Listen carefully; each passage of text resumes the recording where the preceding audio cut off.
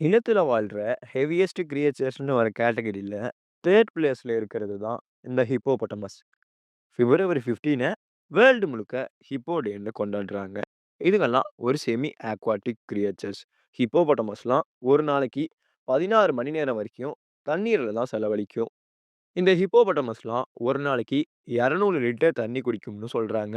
ஹிப்போஸ்க்குலாம் ரொம்பவும் சென்சிட்டிவான skin. So சூரிய ஒளியிலிருந்து தன்னை பாதுகாக்கிறதுக்கு தன்னோட உடம்புல இருந்து ரெட் கலர்ல ஒரு ஃப்ளூயிட வெளியேற்றும்.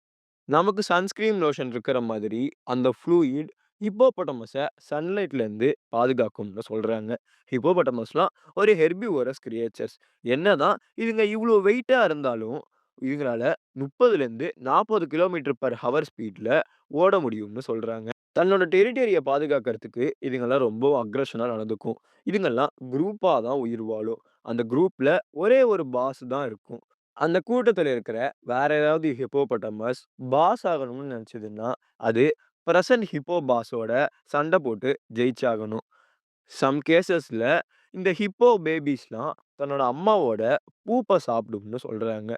புரோட்டீன் கன்டென்ட்காக சாப்பிடலாம்னு சொல்றாங்க.